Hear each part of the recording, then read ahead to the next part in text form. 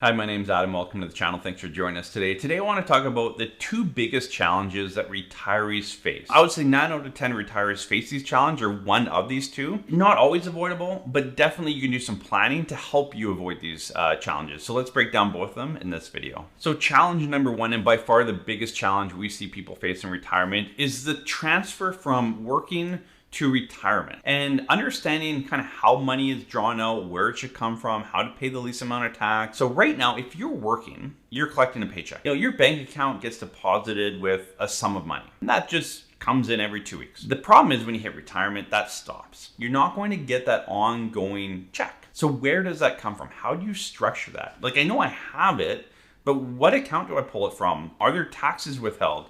This is the biggest challenge. So you need to make sure you have a plan in place for a few things. You need to know how much you can draw out, how long it's going to last, but also how much tax is withheld. Okay? When you're working, you have one income source typically, and they withhold tax accordingly. So when it comes to tax time, you file your taxes and hopefully, you owe a little bit or you get a little bit of a refund, but it's pretty close to zero. When you hit retirement, you're going to have CPP, old age security, RSP, maybe a LIRA locked-in account, your TFSA, your non-registered account. You could have multiple. You could have 5 to 10 different income streams. Each income stream sees themselves as an individual silo. If you have 5 income streams and they're all paying you $10,000 to $15,000 a year, all of them, they might, let's say, withhold 10% tax each one. But at the end of the day, your income is $50,000 to $75,000.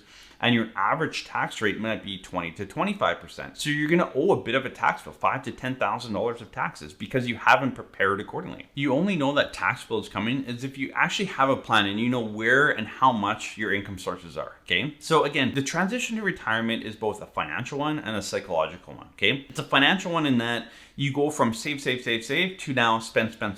And we put financial plans together every day for people, go through it with them and say, look, Joe, you need to pull out $80,000 a year out of your RSP. And Joe says like, no, I've been pumping money into this for way too many years to draw that much money out. But again, when you have a plan that shows, here's how you pay the least amount of taxes and draw the income and you have enough later, then Joe will say, yeah, no, this makes sense. I would never believe this otherwise, but now that it's mapped out, I get it. Make sure when you have a plan put in place, and I say this from experience with a lot of you watching this video, okay? You'll reach out, and we've had this happen a few times. We just ran it for another client. So they hired us to do a financial plan. They reached out to us and they said, look, our bank who we've been dealing with for 30 years ran a plan for us. It doesn't really line up with everything that you're preaching on your video, Adam. And we're not sure if they're right or if you're right, okay?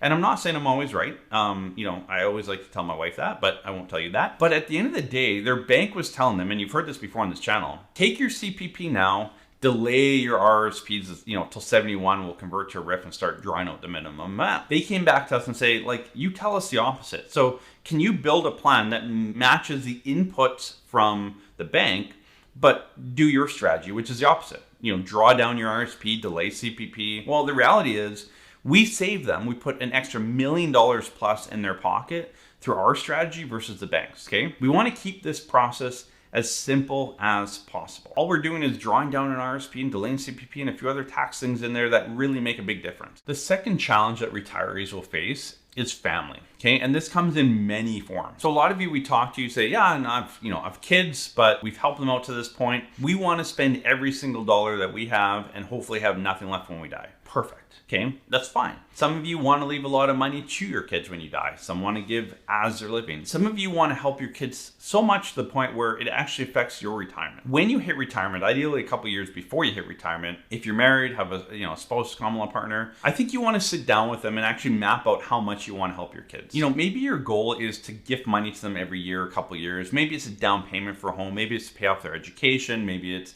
to help the grandkids down the road. Okay, there's all these external factors pulling at your money probably, especially as you hit retirement. Now, people are going to pull at your time probably more than money. But how, as parents, how do you kind of manage that? So there's the time aspect and there's the financial aspect. Now, there's extenuating circumstances that are going to pull at your time more. And I'll give you an example. My niece, who's 3 years old, just got diagnosed with cancer about 3 weeks ago now, okay? Devastating news. That's where it's all hands on deck. We've put time and money into it, you know, my in-laws, everyone in the family, and that's what needs to happen. You need to make sure that you have the finances and the time to allocate to that. So if you have family here that, you know, relies on you and you've kind of said, look, we're going to be here to support you and love on you, but you're spending 6 months of the year down in Phoenix, are you prepared to come back and take care of your niece or your grandchild or a child if they need it, okay? I'm not saying what's right or wrong. I'm just saying family is going to pull at you in retirement. If you have kids, if you have grandkids, nieces, nephews, someone that's going to lean into you financially or for your time, you need to make sure you have kind of the answer to that before it comes to you. When it comes to family, there's kind of two other pieces that I want to quickly talk about. First is leaving money to them, okay? I think a lot of you put your retirement in jeopardy wanting to help your kids. And I saw this with my grandparents, right? They don't want to do too much because they want to help their kids, which is great. Again, nothing wrong with that. But you've worked hard to get to retirement. Make sure you enjoy retirement. Yes, it's great to help kids, grandkids, nephews, nieces, charities, whatever it is. But I don't think your retirement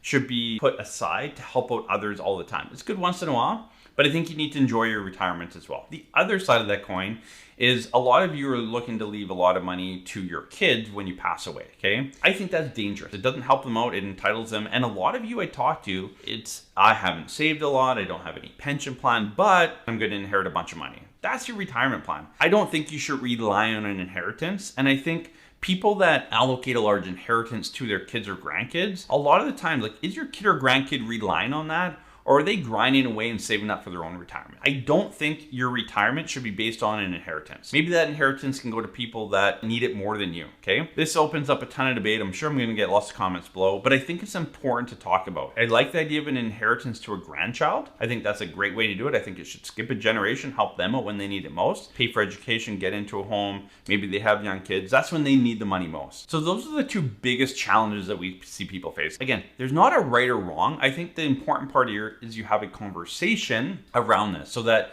you know, those people closest to you, whether it's your spouse or common law partner, and then your kids or grandkids or nieces or nephews, whoever that family is around you that's kind of pulling at you, that they also understand as well. Have that open conversation so that when something comes up, it's not a surprise. So hopefully bringing these two challenges to you kind of open your eyes. You can kind of deal with them before they actually, you know, smack you in the face, and hopefully just make retirement that much more easier. So thanks for joining us in this video. We always love doing these for you. Hopefully it helps out. We'll see you in the next one.